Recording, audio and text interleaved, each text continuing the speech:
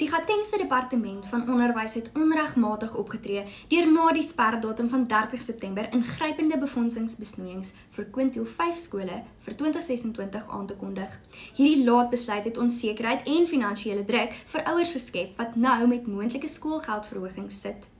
Die DA veroordeel die stap as onregmatig en oorweeg regsoptrede om die besluit te laat hersien. Die Onderwysdepartement het die subsidies aan die skole van R879 tot R301 per leerder gesny, 'n verlaging van sowat 66% wat sommige skole dwing om poste te skrap en klasse te vergroot. Volgens Solidariteit se onderwysnetwerk sal die besnoeiings groot druk op onderwysers plaas en uiteindelik die gehalte van onderrig benadeel. Solidariteit het die Onderwysdepartement gevra om die besluit dringend te herroep en saam met skole te hersien.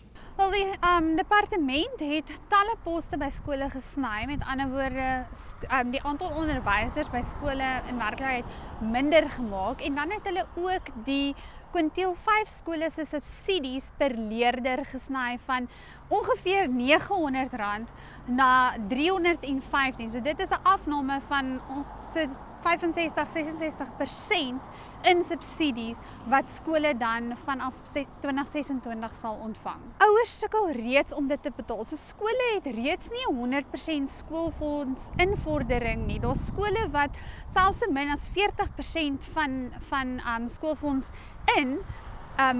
van hulle ouers.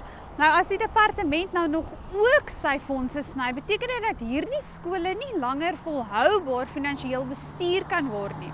Daar's hoofde wat aangenei dat hulle dalk 4 maande se elektrisiteit kan betaal. Ek dink ons almal kan verstaan wat 'n wesenlike impak die verlies aan finansies in die operasionele sy van 'n skool het. Ons kan ook dink aan handboeke wat gekoop moet word, afrolpapier, daai tipe van ding. So dit is essensieel dat fondse nie gesny word nie vir die volhoubaarheid van skole.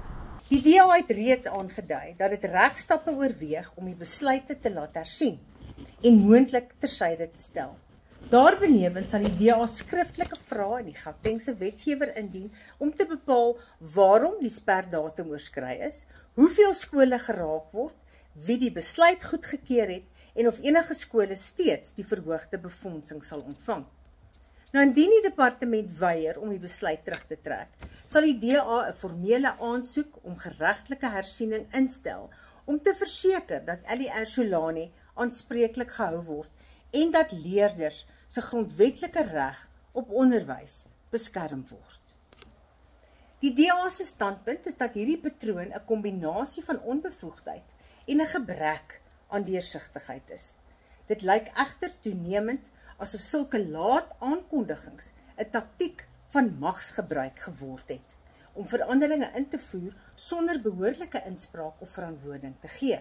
Solidariteit het 'n brief aan die departement van onderwys in Gauteng gestuur waar daar gevra word dat die sny van poste vir 2026 teruggetrek sal word en dat die subsidies nie verander sal word nie en dat daar eerder gekonsulteer sal word met instellings en organisasies soos Solidariteit wat opvoeders en skole verteenwoordig, dat daar werkbare oplossings gevind kan word, dat daar deursigtigheid sal wees met die neem van die besluite en dat skole eerder in staat gestel kan word om volhoubaar kwaliteit onderrig aan kinders te lewer.